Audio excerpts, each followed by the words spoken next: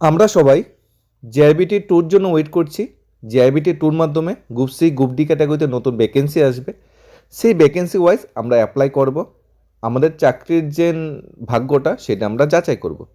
ভিডিওটা স্পেশালি আপনাদের জন্যই, যারা বিশেষ করে জেআইবিটি টিপিএসসির মাধ্যমে গ্রুপ সি গ্রুপ ডি ক্যাটাগরিতে চাকরির জন্য যারা ওয়েট করছে। ভীষণ ডকুমেন্টে প্রতিশ্রুতি ছিল, সেই প্রতিশ্রুতি কি খেলাপ করেছে বর্তমান সরকার, সেটা আমরা জানার চেষ্টা করব। নতুন গ্রুপ সি ক্যাটাগরির ভ্যাকেন্সি এসেছে, অ্যাপ্লাই করতে পারবে। স্যালারিও খুব ভালো, 30, 35, 40, 50,000 টাকার স্যালারি। কিন্তু আপনি কি অ্যাপ্লাই করতে পারবো? আমাদের জন্য কি কোনো পোস্ট খালি করেছে সরকার? সেটা আমরা জানার চেষ্টা করব। এই ভ্যাকেন্সিটা দেখলে সবার সামনে সব কিছু পরিষ্কার হয়ে যাবে যে জেআইবিটি 2 কবে আসছে এবং আমাদের জন্য সরকার কী কী চিন্তা করছে। প্লাস ফিক্সড পে বিষয়ে কোনো আইনি বেড়াজাল আছে কি না, নাকি ফিক্সড পের আইনি বেড়াজালে আটকে সরকার এই ধরনের সিদ্ধান্ত নিচ্ছে, সেটা আমরা জানার চেষ্টা করব। প্রথমত একটা আপডেট পেপারে উঠে এসেছে, ভীষণ ডকুমেন্টে প্রতিশ্রুতি খেলাপ করেছে, বেকার ঠকিয়ে অবসরতের জন্য চাকরির বিজ্ঞাপন দিল সরকার। বিজ্ঞাপন ছিল, বিজ্ঞাপন আছে গ্রুপ সি ক্যাটাগরিতে, দেখে নেব। প্লাস ফিক্সড পে বিষয়ে সরকার কী চিন্তা ভাবনা করছে, না ফিক্সড পের চাকরির একটা প্রতিফলন এখানে আমরা দেখতে পাচ্ছি, সেটা আমরা জানার চেষ্টা করব। এখানে এ হলো চাকরির অ্যাডভার্টাইজমেন্টটা, ঠিক আছে? পেপারের আর্টিকেলে কি উঠে এসেছে এটা আমরা পরে দেখব। এই হলো চাকরির অ্যাডভার্টাইজমেন্টটা। তহসিলদার মনে আছে 2-3 বছর আগে তহসিলদারের কিছু পোস্ট খালি ছিল, আরও বেরিয়েছিল, আমরা ওয়েট করছিলাম প্রায় সময় কমেন্ট আসবে তহসিলদার কবে নিয়োগ হবে। এইটা তহসিলদারের চাকরি ইন্টারভিউ, এটা তহসিলদারের চাকরির অ্যাডভার্টাইজমেন্ট। রেভিনিউ ইন্সপেক্টর টিপিসির মাধ্যমে নিয়োগ হয়, এটা হলো রেভিনিউ ইন্সপেক্টর চাকরি অ্যাডভার্টাইজমেন্ট। সার্ভেয়ার আমিন জিআরবিটির মাধ্যমে নিয়োগ হবে, এটা হলো এই চাকরি অ্যাডভার্টাইজমেন্ট। অ্যাসিস্ট্যান্ট সার্ভে অফিসার টিপিসির মাধ্যমে নিয়োগ হবে, এটা হলো এই চাকরি অ্যাডভার্টাইজমেন্ট। কিন্তু এই যে পোস্টগুলো assistant survey officer, revenue inspector, তহসিলদার, আমিন, সার্ভেয়ার, এই পোস্টগুলোর যদি বেতন যেটা বলা হয়েছে 30, 35, 40, 50, এই চাকরি কিন্তু আমাদের জন্য নয়। এই চাকরিটা আমাদের জন্য নয়। সেটা জেআইবিটির মাধ্যমে হবে না, সেটা টিপিএসসির মাধ্যমে হবে না, সেটা হবে ইন্টারভিউর মাধ্যমে। অর্থাৎ রিটেন এক্সামের কিচ্ছু লাগবে না, কেন ইন্টারভিউতে হবে, চাকরি হবে। কারা অ্যাপ্লাই করতে পারবে অ্যাডভার্টাইজমেন্ট, সেটাও আমরা দেখে নেব। অ্যাপ্লাই করতে পারবে যারা যারা রিটায়ারমেন্টে চলে গিয়েছে, সেই সব চাকরি, যারা রিটায়ারমেন্টে চলে গিয়েছে, যারা সরকারি চাকরিজীবী, তারা অ্যাপ্লাই করতে পারবে। আমরা অ্যাপ্লাই করতে পারবো না। অর্থাৎ জেআইবিটি 2 আশা বসে আছি, কবে জেআইবিটি 2 আসবে। জেআইবিটি 2 চলে আসলো অবসরপ্রাপ্তদের জন্য। টিপিসির মাধ্যমে আমরা ওয়েট করছিলাম রেভিনিউ ইন্সপেক্টর বা অ্যাসিস্ট্যান্ট সার্ভে অফিসার কবে আসবে, ভ্যাকেন্সি চলে আসলো, কিন্তু ইন্টারভিউর মাধ্যমে অবসরপ্রাপ্ত যারা কর্মচারী আছে তাদের জন্য। আমরা যারা ওয়েট করছিলাম যে তহসিলদারের ভ্যাকেন্সি কবে আসবে, তহসিলদারের ভ্যাকেন্সি কবে আসবে, চলে আসলো তো তহসিলদারের ভ্যাকেন্সি, কিন্তু কাদের জন্য? যারা অবসরপ্রাপ্ত কর্মচারী আছে তাদের জন্য, বেকার চাকরি ভাই বোনদের জন্য কিন্তু আসেনি। এনে ক্লিয়ারলি উল্লেখ করে দেওয়া হয়েছে রিটায়ার যারা এই পোস্টে যারা রিটায়ারমেন্টে চলে গেছে একমাত্র তারাই অ্যাপ্লাই করতে পারবে। 16 ফেব্রুয়ারিতে অ্যাপ্লাই করতে হবে, ইন্টারভিউ ডেট 18 ফেব্রুয়ারি দিয়ে দেওয়া হয়েছে। অর্থাৎ রাজ্যের তথাকথিত সুশাসনে সরকারি চাকরিতে নিয়োগ নিয়ে বেকারদের সঙ্গে সরাসরি রসিকতায় নেমেছে বর্তমান সরকার। বেকারদের যেখানে বছরে 50,000 চাকরি দেওয়ার প্রতিশ্রুতি ছিল 2018 সালে ত্রিপুরা ক্ষমতায় আসে বিজেপি সরকার, সেই বিজেপি সরকার কিন্তু 50,000 চাকরি তো দেয়নি, উল্টো চাকরির দরজা বন্ধ করে অবসরপ্রাপ্ত কর্মচারীদের জন্য নতুন করে চাকরির সুযোগ সুবিধা সৃষ্টি করা হচ্ছে। 29 জানুয়ারি প্রশাসন থেকে বেকার বঞ্চনা করার জন্য আরেকটি বিজ্ঞাপন জারি করলো গ্রুপ সি ক্যাটাগরিতে। সেই বিজ্ঞাপন মোতাবেক 30, 35, 40,000 টাকা বেতনে চাকরি করবে, একমাত্র অবসরপ্রাপ্ত যারা আছে তারা অ্যাপ্লাই করতে পারবে। রাজ্য সরকার এই ধরনের বেকার বিরোধী নিয়োগ প্রক্রিয়া ঘটনা প্রকাশ্যে আসতে রাজ্যব্যাপী সরকারের বিরুদ্ধে তীব্র ক্ষোভ এবং অসন্তুষ্টের সৃষ্টি হচ্ছে। বিষয়টি ঘটনা হলো, যেই সব পদে অবসরপ্রাপ্ত নিয়োগ সিদ্ধান্ত নিল, সেই সব পদগুলো টিপিসি বা জেআইবিটির মাধ্যমে ডাইরেক্ট রিক্রুটমেন্ট করা যেত। এত বড় কোনো অফিসার ক্যাটাগরি পোস্ট নয়, সাধারণ গ্রুপ সি ক্যাটাগরিতে ফিক্সড পেতে নিয়োগ করা যেত। সবগুলি পদ এককাল ত্রিপুরা পাবলিক সার্ভিস কমিশন বা জেআইবিটির মাধ্যমে নিয়োগ হতো। বেকার যুবক-যুবতীরা এর মাধ্যমে নিয়োগ অ্যাডভার্টাইজমেন্ট হলে অ্যাপ্লাই করতো।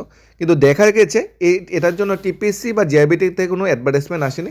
অ্যাডভার্টাইজমেন্ট সরাসরি ইন্টারভিউর মাধ্যমেই হয়ে যাবে, একমাত্র অবসরপ্রাপ্ত কর্মচারীরা এখানে অ্যাপ্লাই করবে। এই অ্যাডভার্টাইজমেন্ট বলে এখানে revenue inspector, assistant survey officer যেগুলো টিপিসির মাধ্যমে নিয়োগ হতো, সার্ভেয়ার, তহসিলদার যেটি জেআরবিটির মাধ্যমে নিয়োগ করা যেত, সেই সুযোগটা কিন্তু চাকরি প্রত্যাশী ভাই বোনদের হাতে তুলে দেয়নি সরকার। বিজ্ঞাপনটা দেওয়া হয়েছে শুধুমাত্র অবসররত কর্মচারীদের জন্য। মন্ত্রিসভা এই পদগুলি অবসররত নিয়োগের অনুমতি দিয়েছে। ত্রিপুরা যে মন্ত্রিসভা কিন্তু অনুমতি দিয়েছে। দপ্তর থেকে এমনিতেই অবসররত কর্মচারীদের জন্য অ্যাডভার্টাইজমেন্ট চলে আসেনি। ত্রিপুরা মন্ত্রিসভা অনুমোদন দিয়েছে, মন্ত্রিসভা পারমিশন দিয়েছে, মন্ত্রিসভা চাচ্ছে যে না, বেকারদের চাকরি দেওয়া যাবে না, তাদের এক্সপিরিয়েন্স নেই, অবসরপ্রাপ্তদের চাকরি দেওয়া হোক। তাই অবসরপ্রাপ্তদের সুযোগ করে দেওয়ার জন্য মন্ত্রিসভা এই ধরনের সিদ্ধান্ত দিয়েছে, এই ধরনের ডিসিশন দিয়েছে। বিজ্ঞপ্তি প্রকাশাতেই বেকার বিক্ষোভের বয়ে এই সময়ে নিয়োগ প্রক্রিয়া বাতিলও কিন্তু হয়েছিল। গত বছর এমন একটা নিয়োগ প্রক্রিয়া বাতিলও কিন্তু হয়েছিল। এদিকে ক্ষুব্ধ বেকাররা জানিয়েছে সরকার প্রতিশ্রুতি খেলাপ করছে। এই পদগুলি ত্রিপুরা পাবলিক সার্ভিস কমিশন এবং জিআরবিটির মাধ্যমে নিয়োগ করা যেত, কিন্তু নিয়োগ করছে না। বাঁকাবতে অবসরতের পূর্ণবসর দেওয়ার জন্য এই প্রস্তুতি। রাজ্যে প্রত্যেকদিন হাজার হাজার যুবক যুবতী বয়সোত্তীর্ণ বেকার পরিণত হচ্ছে। এই নিয়োগ প্রক্রিয়া 6 বছর আগে শেষ হচ্ছে না। আমরা গতদিনও দেখেছি চাকরি হতে ভাই বোনরা শিক্ষাবনে বিক্ষোভ দেখাচ্ছে, চাকরি নেই, চাকরি দাও, চাকরি নেই, আমরা পাস করে বসে আছি। কিন্তু দপ্তর কি করছে? অবসরত কর্মচারীদের চাকরি দিয়ে দিচ্ছে। যারা পথে ঘাটে আন্দোলন প্রটেস্ট করছে বেকার চাকরি হচ্ছে ভাই বোন, তাদের কথা কিন্তু চিন্তা করছে না। অভিযোগ, বেকারদের চাকরিপদ বন্ধ করে অবসরত নিয়োগের জন্য ব্যস্ত হয়ে পড়েছে ত্রিপুরার মন্ত্রিসভার সদস্যরা। উজ্জ্বল দৃষ্টান্ত স্থাপন করলো এই নিয়োগ প্রক্রিয়া। ক্ষুব্ধ বেকার অবিলম্বে এই নিয়োগ প্রক্রিয়া বাতিলের দাবি তুলেছে। এখন দেখার বিষয় সরকার বেকারদের পক্ষে না বুড়োদের পুনর্বাসন দেওয়ার পক্ষে সিদ্ধান্ত নেই। এখন এটা দেখার বিষয়, সরকারকে সিদ্ধান্ত নেই। শেষ পর্যন্ত সরকারকে এটা ক্যান্সেল করে দেবে নাকি এইভাবে আরও অ্যাডভার্টাইজমেন্ট দেবে? এখন 59 ডিস্ট্রিক্টে যদি এই ধরনের অবসরত কর্মচারীদের জন্য চাকরি অ্যাডভার্টাইজমেন্ট দিতে পারে, ইন ফিউচার পশ্চিম ত্রিপুরা দেবে, সিপাহীজলা ডিস্ট্রিক্টে দেবে, সাউথ ত্রিপুরা দেবে, গোমতী দেবে, নর্থ ত্রিপুরা দেবে। প্রত্যেকটা ডিস্ট্রিক্টে এইভাবে, ধলাই ত্রিপুরা, প্রত্যেকটা ডিস্ট্রিক্টে এইভাবে নতুন নতুন চাকরি অ্যাডভার্টাইজমেন্ট বেরোবে। কারা অ্যাপ্লাই করতে পারবে? অবসরত কর্মচারী অ্যাপ্লাই করতে পারবে, বেকার অ্যাপ্লাই করতে পারবে না। বেকার চাকরি হচ্ছে ভাই বোনের সেই এক্সপিরিয়েন্স নেই, সেই যোগ্যতা নেই অ্যাপ্লাই করার জন্য। তাই অবসরত কর্মচারীদের এই সুযোগ করে দেওয়া হবে। গত বছরের সেপ্টেম্বর মাসে 100খানা ভ্যাকেন্সি এসেছিল অবসরত কর্মচারীদের জন্য। এই ধরনের বেকার বিক্ষোভে সরকার চাপে পড়ে পুরো প্রসেসটা ক্যান্সেল করে দিয়েছিল। কিন্তু শেষমেশ আবার মন্ত্রিসভা সিদ্ধান্ত নিল, যখন বেকার বিক্ষোভটা একটু ঠান্ডা হলো আবার সিদ্ধান্ত নিল, আবার অ্যাডভার্টাইজমেন্ট দিয়েছে এবং 59 ডিস্ট্রিক্ট থেকে। এবং এটা ক্যান্সেল হয় কিনা সেটা দেখার বিষয়। যদি এটা বাস্তবে যদি সাকসেস হয়ে যায়, আশা করছি ইন ফিউচার অন্যান্য ডিস্ট্রিক্ট থেকে এমন ভ্যাকেন্সি আসবে। এর বিষয়ে দুইটা লজিক আছে। অবসরত কর্মচারীদের এক্সপিরিয়েন্স বেশি, তাই তাদের চাকরির সুযোগটা করে দেওয়া হচ্ছে। আর বেকারদের চাকরি দিতে গেলে কীভাবে দেবে? রেগুলার পোস্টে দেবে না জিআরবিটির মাধ্যমে দেবে? সেইটা কোশ্চেন থেকে যাচ্ছে। এই আইনি ফাঁদ থেকে বাঁচার জন্য কি মন্ত্রিসভা বা সরকার এই পথ অবলম্বন করছে, সেটাও কিন্তু অনেকটা দেখার বিষয়। যাই হোক, এই ধরনের অবসরত কর্মচারীদের নিয়োগ প্রক্রিয়া বা নতুন করে নিয়োগের সরাসরি রাজ্যের যে ভীষণ ডকুমেন্ট তার খেলাপ। ভীষণ ডকুমেন্টে কিন্তু এই ধরনের কোনো প্রতিশ্রুতি ছিল না যে শূন্য পদে অবসরতদের নিয়োগ হবে, শূন্য পদে বেকার চাকরি উদ্দেশ্যে ভাই বোনদের নিয়োগ হবে না। এই নিয়োগ প্রক্রিয়া নিয়ে আমরা গতদিনও একটা আপডেট যেটা নিয়ে এসেছিলাম রাজস্ব দপ্তরের নিয়োগ, আজকে আমরা সেই ধরনের আপডেট নিয়ে এসে আমরা বারবার এই ধরনের যে ঘটনাগুলি ঘটছে সেগুলি জনসমক্ষে সবার সামনে তুলে ধরার চেষ্টা করব, যাতে বেকার চাকরি হচ্ছে ভাই বোনরা জানতে পারে এবং বুঝতে পারে। এই ধরনের অ্যাডভার্টাইজমেন্টও কিন্তু বেরোচ্ছে, যেগুলি আমাদের জন্য নয়, যেগুলি আপনাদের জন্য নয়, এগুলি শুধু অবসরত কর্মচারীদের জন্য। বেশি পাবলিশড হলে, বেশি হাইলাইট হলে, বেশি পত্রপত্রিকা উঠলে, সোশ্যাল মিডিয়া নিউজ চ্যানেলে বেশি যদি পাবলিশড হয়, হয়তো সরকার বাধ্য হয়ে এই ধরনের নিয়োগ প্রক্রিয়াগুলো ক্যান্সেল করে প্রত্যেকটা ডিস্ট্রিক্ট ওয়াইজ কতজন তহসিলদারের পোস্ট খালি আছে, কতজন অ্যাসিস্ট্যান্ট সার্ভের পোস্ট খালি আছে, কতজন আমাদের আমিনের পোস্ট খালি আছে, রেভিনিউ ইন্সপেক্টরের পোস্ট খালি আছে, সেগুলি কালেক্ট করে একসাথে টিপিএসসি এবং জিআরবিটির মাধ্যমে নতুন করে অ্যাডভার্টাইজমেন্ট দেবে, যেখানে চাকরি করতে সে ভাই বোনরা সুযোগ পাবে অ্যাডভার্টাইজমেন্ট মূল্যে পরীক্ষা দিয়ে চাকরি পাওয়ার জন্য, যেখানে অবসরপ্রাপ্ত কর্মচারীদের জন্য কোনো স্কোপ থাকবে না। এই দিনটার জন্যই আমরা ওয়েট করছি, যেখানে অবসরপ্রাপ্ত কর্মচারীদের নিয়োগ টোটালি বন্ধ হয়ে যাবে, যেখানে শুধুমাত্র বেকার চাকরি হতে সে ভাই বোনরা নিয়োগের জন্য এলিজিবল হবে। এও যদি টিসিএস, টিপিএস বা আইপিএস অফিসারের মতো পোস্ট যদি খালি হতো তাহলে মেনে নেওয়া যেত।